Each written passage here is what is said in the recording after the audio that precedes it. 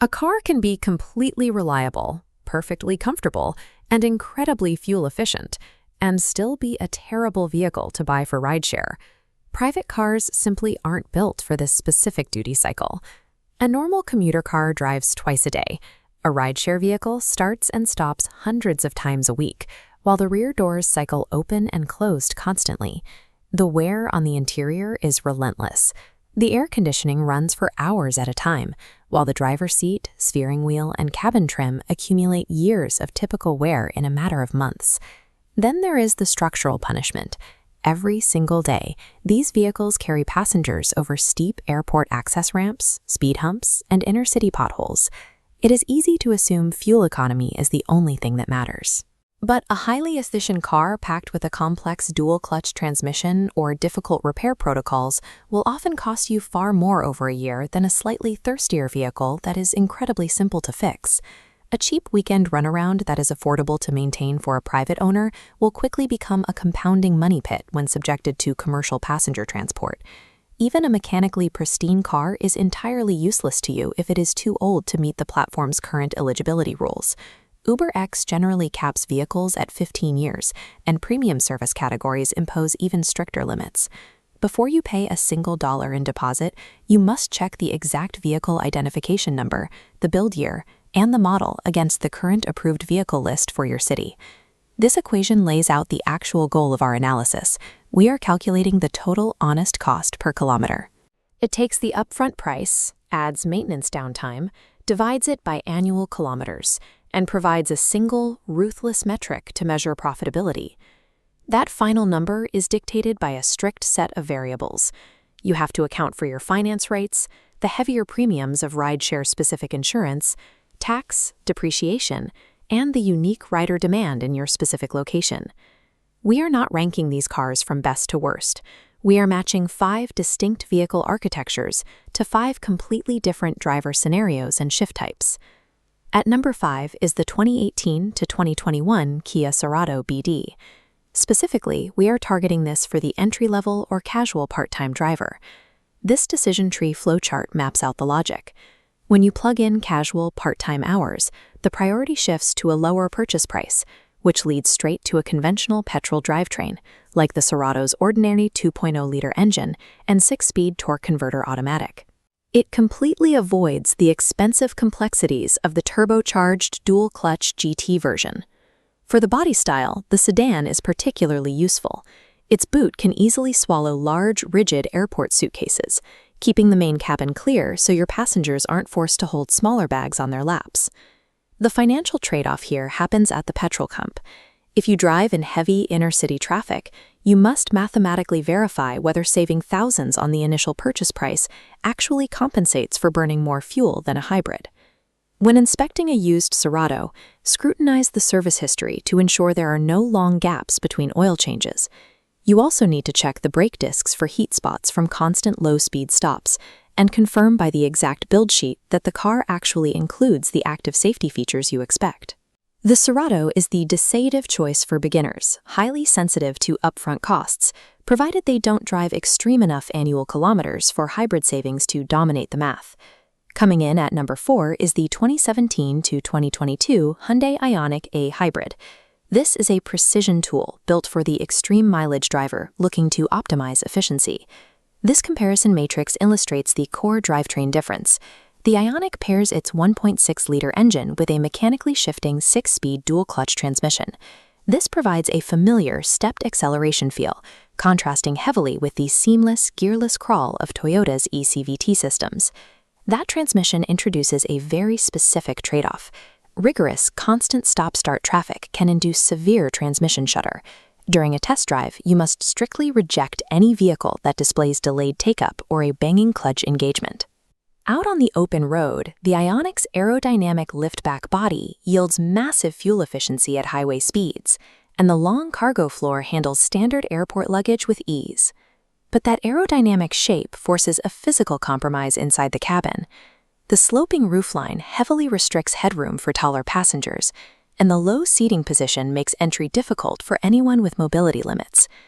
The Ioniq rewards high-kilometer drivers with exceptional fuel savings, but acquiring one demands a highly specialized, rigorous buying process to ensure you don't inherit abused clutch actuators.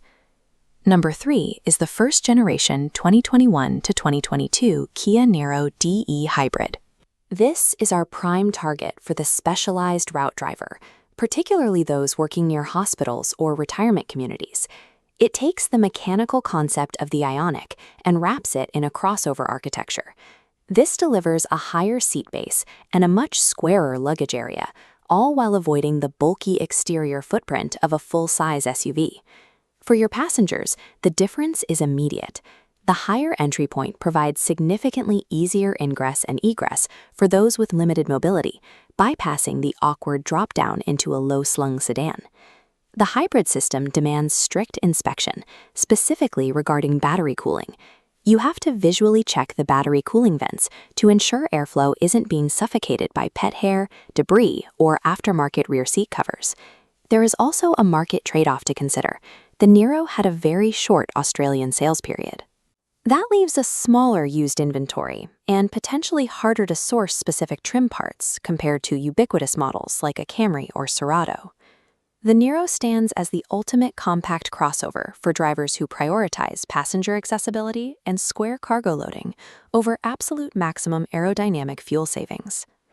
Our number 2 pick is the 2020 to 2023 Toyota Corolla E10 Hybrid sedan. This is the ultimate weapon for the urban crawler trapped in brutal, endless city traffic. Toyota's electronic continuously variable transmission provides the primary mechanical advantage here. It coordinates electric motors without using conventional gear changes or dry friction clutches, meaning there are no traditional components to overheat or wear during low-speed crawling. Operationally, this layout is incredibly resilient. The electric motor seamlessly handles the punishing low-speed crawl, sparing the petrol engine from the compounding wear of constant acceleration from a dead stop.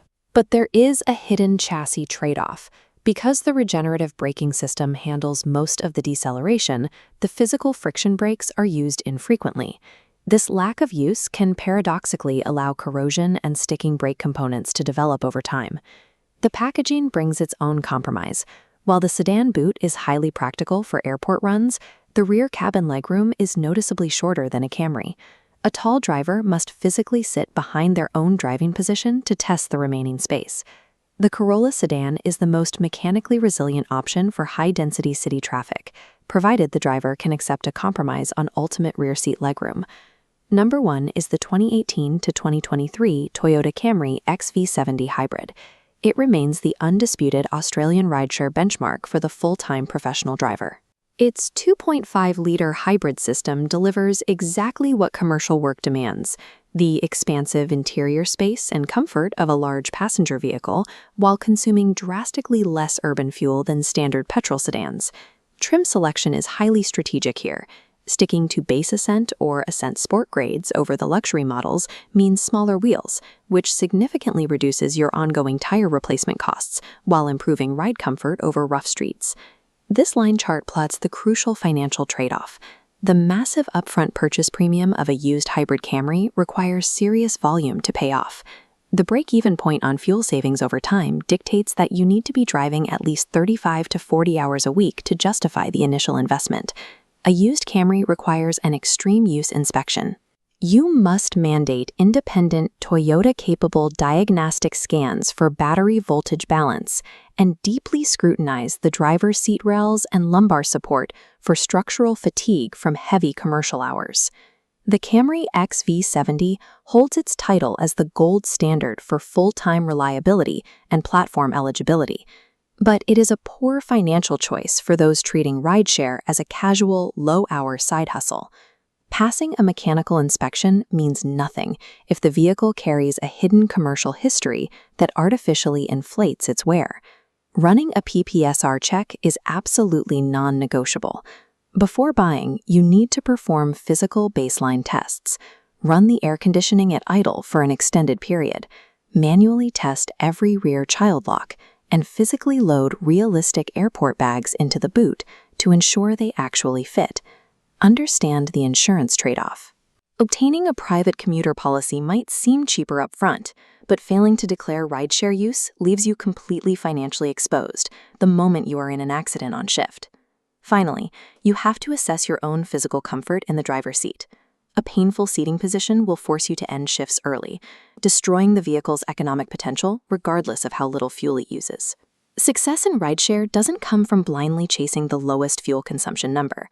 The best vehicle is the one that achieves the lowest honest cost per kilometer while matching your exact operational hours and physical requirements.